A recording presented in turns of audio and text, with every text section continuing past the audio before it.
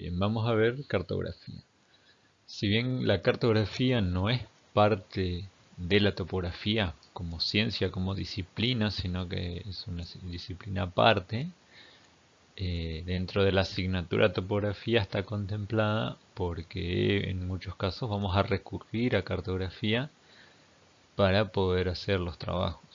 La cartografía es la ciencia que se encarga del estudio y la elaboración de los mapas geográficos territoriales de diferentes dimensiones. Y acá está la diferencia básica con la topografía. Habíamos visto que la topografía limitaba su alcance a los 50 kilómetros porque consideraba que la Tierra era plana. Por lo tanto, si realizaba planos mayores a 50 kilómetros, iba a empezar a inducir errores en base a no considerar la curvatura de la Tierra. La cartografía, sin embargo, considera que la Tierra es redonda, por lo tanto, tiene que realizar cálculos para poder convertir esa superficie de parte de una esfera que quiere representar en un plano. Esos son los denominados sistemas de proyecciones que se verá en un tema aparte. Pero entonces la diferencia está ahí, que la cartografía puede representar cualquier dimensión o cualquier parte de la Tierra, mientras que la topografía con sus métodos solamente 50 kilómetros. Veremos algunos ejemplos de cartografía. Por ejemplo, los mapas políticos. Los mapas políticos son aquellos que presentan la división de los territorios desde el punto de vista político, sea países, sea provincias, sea departamentos, municipios. Aquí vemos, por ejemplo, un mapa político de América del Sur con muy poco nivel de detalle, simplemente los países y las ciudades capitales. Y acá vemos un mapa político de las provincias argentinas, donde ya podemos ver un mayor nivel de detalle, donde figuran muchas ciudades y pueblos, y figura hidrografía y otros elementos. Pero el objetivo principal es mostrar las distintas fracciones políticas que presenta ese territorio. Otro tipo de mapas son los mapas temáticos. En este caso vemos dos mapas de la cantidad de afectados por el coronavirus a nivel mundial. Y acá el énfasis no está dado en los territorios, o sea, los colores no se dieron para diferenciar los países, sino para mostrar dónde hay mayor cantidad de afectados y dónde hay menos. Los colores más oscuros están indicando mayor cantidad de afectados y los colores más claros están indicando menor cantidad de afectados, y por lo general los colores grises se utilizan para indicar que no existen datos. Pero otra forma de representar lo mismo es utilizando un elemento que en este caso es un círculo que cambia de tamaño según la cantidad de afectados. Entonces hay círculos grandes en las zonas con más afectados y círculos pequeños donde hay menos afectados. Entonces ahí lo que busca es mostrar un dato, una variable en este caso numérica, en todo el territorio del mundo. Después están los mapas ruteros o mapas carreteros, que por ahí están cada vez más en desuso por el uso de los GPS y aplicaciones en los teléfonos móviles, pero lo que buscaba un mapa de este tipo es resaltar aquellos aspectos vinculados al viaje, o ya sea turístico o por trabajo, en algún territorio. En este caso vemos el sur del país. Las rutas están categorizadas en colores según el tipo de ruta que está asociado a la velocidad de tránsito, y están los detalles que aparecen son aquellos detalles vinculados al turismo y al servicio de, para el turista o el viajero, sea puede ser por trabajo también. O sea, presentan donde hay aeropuertos, donde hay estaciones de servicio, donde hay atractivos como ser los parques, etcétera. Entonces el énfasis ahí, como vemos acá, hay distintos territorios y el color es el mismo. Cambia en este caso porque es un mapa argentino, está marcado en color distinto a Argentina y Chile, pero el énfasis está en la parte dirigida al viajero. Este es un mapa altimétrico.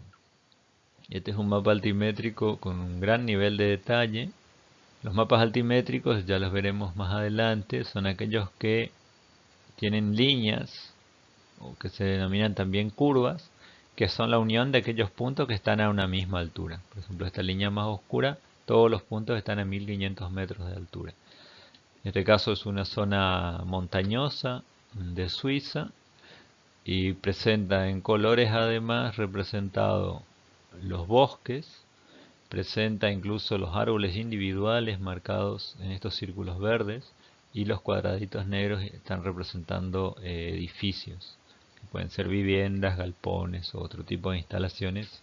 Y acá vemos un pueblo, los caminos, las barrancas, está representando más que nada el relieve del terreno, la forma que tiene y qué es lo que hay en ese lugar en ese momento. Y senderos con líneas punteadas, está la hidrografía, barrancos, etcétera.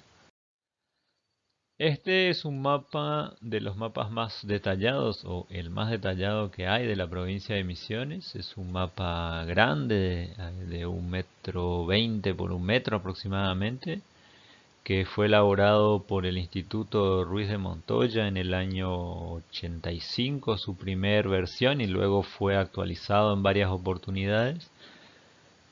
Y por eso presento acá solamente un detalle para que justamente se vea el nivel de información que presenta, porque el mapa es grande, tiene muy completa la información de caminos y también tiene todo lo que son las escuelas, las denominaciones de los lugares, e incluso es uno de los mapas, o debe ser el mapa más completo en cuanto a tener el nombre de los parajes y lugares que poco conocidos tal vez, pero que en este mapa están reflejados, y también así los nombres de los arroyos, incluso arroyos bastante pequeños y poco conocidos, aparecen en este mapa con el nombre que tienen. Este plano o mapa es uno de los que vamos a utilizar en topografía. También es conocido como carta, porque en realidad la empresa que lo desarrolló se denominaba Carta, Compañía Argentina de Relevamientos Topográficos y Aerofotogramétricos. Y es el mapa más detallado, o plano más detallado, que hay de la altimetría de la provincia de Misiones. O sea, aquí vemos otra vez las curvas altimétricas o curvas de nivel, que son estas líneas que, como decía, representan la unión de todos aquellos puntos que tienen una misma altura. Lo que tiene este mapa en sí es que también presenta otra información como caminos, presenta los usos de la tierra con estos símbolos que ahora veremos en detalle, pero fue realizado en el año 1963, por lo tanto esa información está desactualizada. Sin embargo, lo que es el relieve y la hidrografía sigue siendo válida porque no sufre cambios, al menos no cambios significativos. O sea, obviamente el relieve puede sufrir pequeñas modificaciones por la erosión o en algún lugar que se haya hecho obra, movimiento de tierra, pero a nivel general se mantiene. Entonces sigue siendo una cartografía válida para trabajar justamente lo que es altimetría, pendientes, relieve e incluso hidrografía. Y va a ser uno de los materiales que siempre se recurra para el trabajo en la provincia de Misiones. Si bien hoy hay modelos digitales hechos por radar, los organismos de aplicación de las distintas leyes de ordenamiento del territorio en Misiones consideran esta la información que se debe utilizar de base para la zonificación o planificación del uso de un lote. Aquí vemos un poco más detallado el plano, por lo tanto podemos apreciar un poco qué información presenta. Por un lado, como decía, estos símbolos, por ejemplo estos 3 circulitos, representa bosque espontáneo, dice acá, que quiere decir que es natural. Y puede ser que sea un bosque original, o puede ser que sea un bosque secundario, lo que se denominan capueras. También presenta símbolos de lo que son los distintos cultivos, como ser estos son forestación, vemos acá forestación, tenemos citrus, yerba, tung, té, pero siempre teniendo en cuenta que esa información ya es histórica, es del año 63, o sea, hoy en día la mayoría de esos datos han cambiado. Los caminos principales por lo general siguen existiendo, algunos desaparecieron, pero la mayoría existe y hay caminos nuevos. La otra información que presenta este mapa, que es el objetivo principal del mapa, es la altimetría. Que tenemos, por ejemplo, esta línea resaltada que indica 300 metros. Después cada mapa tiene una diferencia de altura dada entre una línea y otra, porque como decía, la línea tiene toda la línea en la misma altura. Toda esta línea oscura va a tener 300 metros, que en este caso es sobre el nivel del mar. Sin embargo, la siguiente línea en este mapa, que dice acá que la equidistancia es 5 metros, esto quiere decir que hay 5 metros de diferencia hasta la siguiente línea. O sea que esta va a estar, como está más arriba, está a 305 metros. Después hay otra información, por ejemplo, la altura en la punta de los cerros, 296,5 metros sobre el nivel del mar, sería ese puntito que está justo delante del número. Lo mismo acá, no es la punta de un cerro, es una lomita local acá, 291,0 metros tiene ese puntito que está delante. Y también van a ver algunos números, por ejemplo acá 283 metros, que simplemente son alturas que por ahí se usaron de referencias. Había acá un edificio, puede ser una vivienda de algún productor, una escuela, algo, y se tomó la altura en ese lugar, por más que no es la punta de un cerro, está el dato, porque es un punto accesible y se usa de referencia. El otro dato que tenemos son coordenadas en los márgenes, o sea, esta en realidad es la coordenada del vértice, o sea, de la esquina en sistema geográfico, grados, minutos y segundos, y también tenemos las coordenadas en el sistema plano, que vamos a ver más adelante a qué se refiere. Hay otros mapas que pueden, este es un mapa también, digamos, de alguna forma es temático, pero a su vez lo que quiero mostrar en este mapa es cómo muestra algo dinámico, porque aquí en este mapa está representado el cambio de uso de la Tierra entre el año 98 y el año 2011. Este es un trabajo hecho en Jamaica y está mostrando donde hay líneas es porque hubo un cambio de la cobertura de ese suelo o de ese territorio en el periodo año 1998 y 2011. Y acá el color sólido indica lo que hubo en el año 98, que en este caso sería, esta sigla corresponde a bosque secundario y cultivos, y las líneas indican que hubo en el 2011, en este caso es bosque secundario. Entonces quiere decir que había bosque secundario mezclado con cultivos, pero que se dejó de hacer actividad agrícola, entonces pasó todo a bosque secundario, lo que acá comúnmente se conoce como capuera. Vamos a rever o profundizar un poco en la cuestión de la ubicación de un punto sobre la Tierra. Si queremos plantear la ubicación del punto sobre la Tierra, habíamos visto en topografía que el método que usaríamos principalmente sería a partir de un punto conocido, usando como referencia los puntos cardinales, o sea, utilizando una brújula, ver el ángulo en que tenemos una línea hacia ese otro punto y una distancia que hay. Entonces, sabiendo el ángulo con respecto al norte, que sería el azimut, y la distancia, podríamos ubicar otro punto. Y el tercer dato sería la altura que está ese punto con respecto a alguna referencia, que puede ser el nivel del mar, o ahora vamos a ver alguna otra referencia. Ese sería un sistema local que usa coordenadas polares y se basa en una distancia y un ángulo. La otra forma podría ser usando referencias cartesianas, o sea, una distancia en el sentido este-oeste, una distancia en el sentido norte-sur y luego también la altitud. tendría que, para ver una distancia en el sentido este-oeste, tendríamos que partir de alguna referencia que podría ser, por ejemplo, el límite del lote.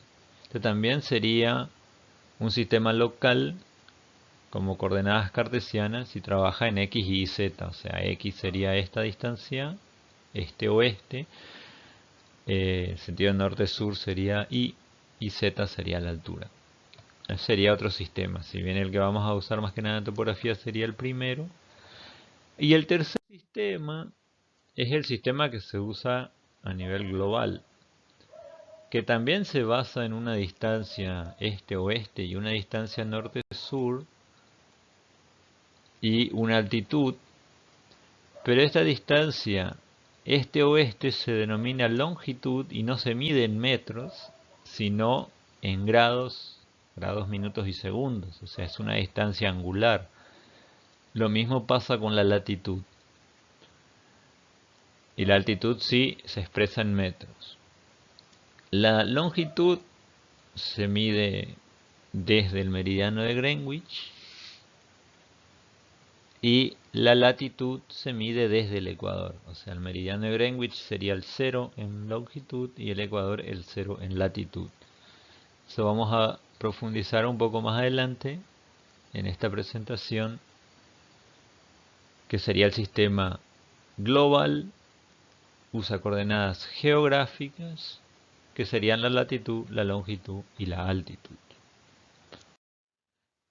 Cuando hablamos de la altitud, hay una superficie de referencia altimétrica. Tradicionalmente se usaba, y todavía sigue usándose, como referencia el nivel medio del mar.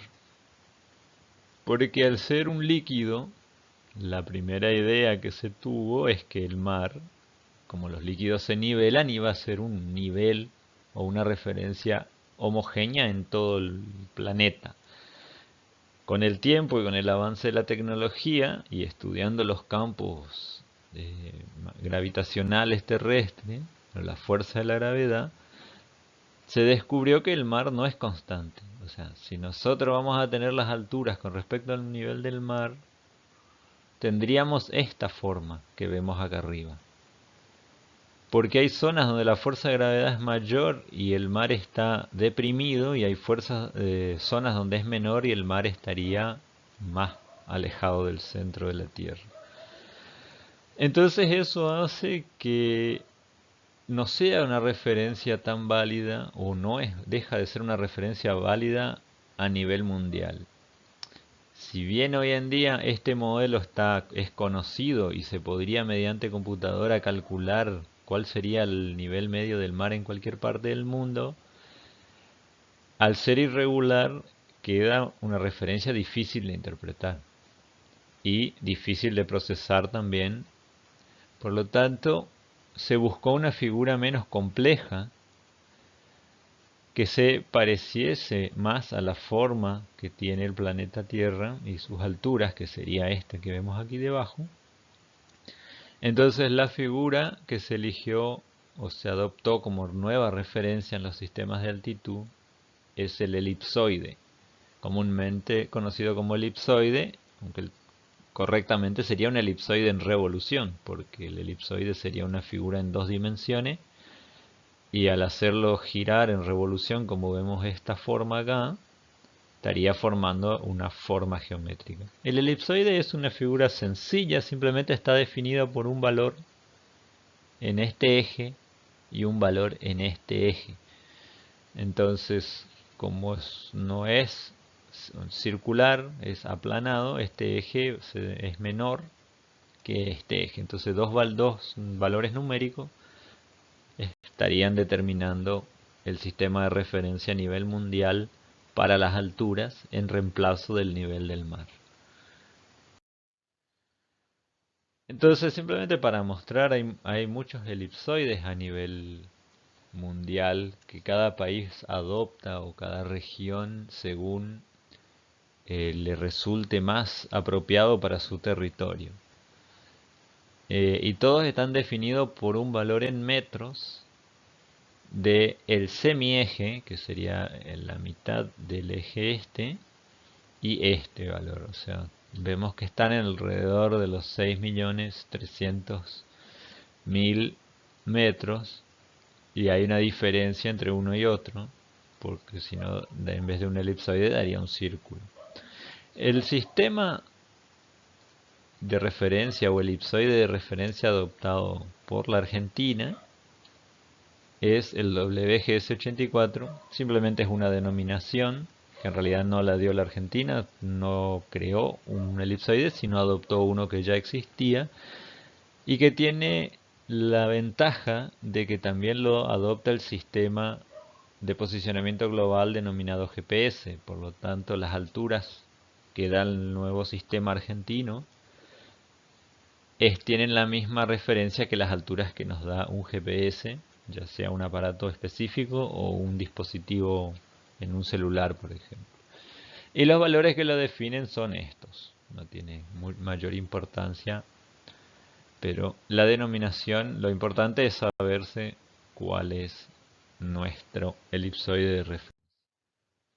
Bueno, estos serían los valores puestos en el elipsoide. Vemos acá que son 6.378.000 e incluso acá, esos son metros y acá incluso está con 31 centímetros. Ese es el nivel de precisión que se maneja para este tipo de referencia. Ahora lo que ocurre al haber existido o sigue existiendo todavía la referencia a nivel del mar como referencia de alturas, porque fue usado tantos años que muchas veces para seguir entendiendo no se sigue usando, o sea, se convierte en datos de elipsoide a nivel del mar. Lo que pasa ahora es esto: en algunas zonas la referencia clásica, que es el nivel del mar, va a estar más cerca de la superficie que el elipsoide que adopte. En otras zonas va a coincidir el elipsoide con el nivel del mar, o sea, en esta zona la altura sería la misma en el sistema, bueno, acá justamente es mar, sería la profundidad, pero podemos considerar acá al otro lado. El sistema antiguo del nivel del mar nos daría la misma altura que el elipsoide porque coinciden. Y en otros lados va a ocurrir al revés, el elipsoide va a estar por sobre el nivel del mar, por lo tanto la altura con elipsoide va a ser menor que la altura sobre el nivel del mar. Bueno, esto hay calculadoras, o sea, páginas web donde uno puede poner sus coordenadas y nos dice qué de diferencia hay entre uno y otro para poder convertir, y también hay mapas que se pueden usar para calcular, para pasar de, por ejemplo, un mapa de metros sobre el nivel del mar, que serían, por ejemplo, las cartas altimétricas que vimos recién, comparar con un dato, por ejemplo, de GPS que va a ser con el elipsoide en lugar del geoide, que es el nivel del mar. En las diapositivas anteriores vimos un sistema de referencia para determinar la altura o la altitud de un punto. Ahora vamos a ver cómo se determina la ubicación en un sistema global, en un sistema válido para todo el planeta. Ese sistema normalmente brinda las conocidas coordenadas. Cuando hablamos de las coordenadas de un punto, son dos valores expresados en grados, minutos y segundos, que son la latitud y la longitud, y es el sistema más difundido y más conocido a nivel mundial y más utilizado. Ahora, ¿por qué esos dos valores están expresados en grados, minutos y segundos? Porque son valores angulares, o sea, son datos de un ángulo. Estos ángulos, como le decía, son la latitud y la longitud. O sea, si yo de un punto X sobre la superficie terrestre quiero dar la ubicación, daré el valor del ángulo que tiene el plano o la línea que pasa del centro de la Tierra y pasa por ese punto con respecto al plano ecuatorial o el plano que forma el ecuador. Ese ángulo me va a generar una línea en la superficie terrestre que va a dar vuelta a toda la superficie de la Tierra, que se denomina paralelo. Entonces va a haber infinita cantidad de puntos sobre la superficie de la Tierra con este valor de latitud. Para definir la ubicación del punto, entonces se suma otro dato que es la longitud. La longitud es el ángulo que se forma entre el plano dado por el meridiano cero, meridiano de referencia o meridiano de Greenwich, con respecto al plano que pasa por el punto en el que estamos situados y pasa por el eje terrestre. Ese ángulo es la longitud, que a su vez me va a generar una línea que pasa por el punto y da la vuelta a todo el mundo y pasa por ambos polos. Entonces, donde se cruzan esas dos líneas, que era el paralelo, y esta segunda línea que va norte-sur, que es el meridiano, donde se cruzan esas dos líneas, tendríamos definido nuestro punto. Entonces, los meridianos son las líneas de igual valor de longitud. O sea, a lo largo de cualquier meridiano vamos a tener una misma longitud. Y a su vez va a ser la línea que representa el norte, la línea norte-sur en cualquier punto de la Tierra. Y así la longitud se define como el ángulo que hay respecto al meridiano de Greenwich, o al plano que pasa por el meridiano de Greenwich, desde el eje terrestre hacia el este o hacia el oeste con respecto a el punto que estamos queriendo ubicar. Los paralelos son líneas entonces de un igual valor de latitud. O sea, sobre un paralelo, por ejemplo el ecuador es un paralelo que siempre vale 0. O sea, en cualquier punto del ecuador la latitud va a valer 0. Va a variar la longitud. Va a tener infinitos valores de longitud. Y la latitud entonces es el ángulo desde el plano del ecuador medido hacia el norte o hacia el sur con respecto al punto que estamos queriendo posicionar. Entonces los valores de los meridianos, o sea, los valores de longitud, van a partir en 0 desde el meridiano 0 o meridiano de Greenwich y van a aumentar hacia el este y hacia el oeste. O sea, se puede medir desde acá hacia el oeste o desde aquí hacia el este. Por lo tanto, van a poder tener valores de 0 si estarían en el meridiano de Greenwich o 180 grados si llegan hasta el antimeridiano, que sería el lado opuesto del planeta. Y se define su dirección E. Si va hacia el este la medición, si se mide un ángulo para acá sería E, y si se mide un ángulo para acá sería W. Usamos la W de la denominación inglesa para oeste porque el uso de la O puede generar confusiones con el valor 0. Entonces, para evitar esa confusión se usa la W. Los paralelos son las líneas entonces paralelas al ecuador. Si tenemos duda entre meridiano y paralelo, recordemos que los paralelos no se tocan, o sea, las paralelas no se tocan entre sí. Por lo tanto, son las líneas que van en el sentido este-oeste, porque esas no se tocan entre sí, mientras que los meridianos confluyen en ambos polos. Entonces, los paralelos van a ser los distintos valores de latitud, que pueden tomar valores entre 0 y 90 grados, porque paralelo 0 sería el ecuador, y podemos aumentar los valores hasta llegar a 90 en el polo. Y van a estar determinados por la dirección. Si es hacia el norte del ecuador sería norte o N, y si es hacia el sur la dirección es S. Entonces los valores que pueden tomar son infinitos, tanto la latitud como la longitud. Esta representación de líneas como paralelos y meridianos es simplemente algunos valores de referencia. O sea, aquí por ejemplo está representados lo que serían los 15 grados, los 30 grados, los 60 y 90 en el polo, pero no son los únicos valores de latitud o los únicos paralelos posibles, sino que hay infinita cantidad de paralelos como infinita cantidad de ángulos posibles hay aquí.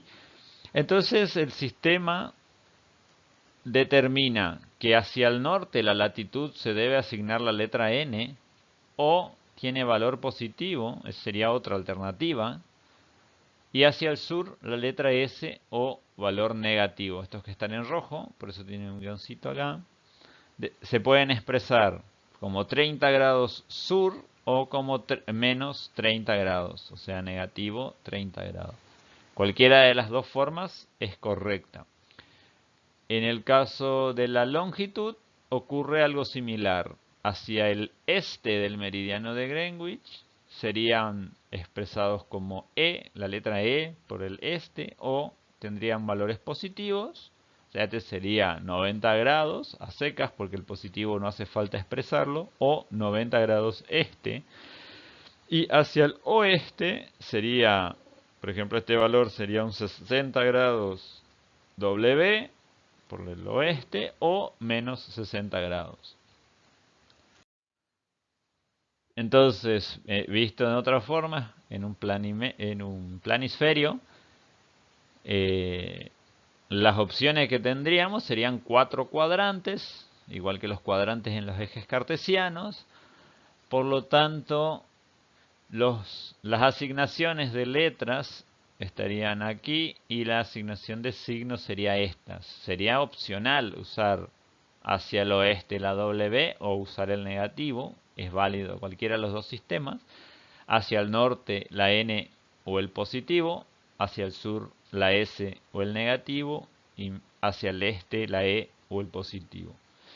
En ese sistema, la mayor parte de América del Sur y toda Argentina quedaría con denominación latitud sur, longitud oeste, o sea latitud S o longitud W, o si queremos usar los signos, le correspondería al negativo tanto al valor de latitud como al valor de longitud.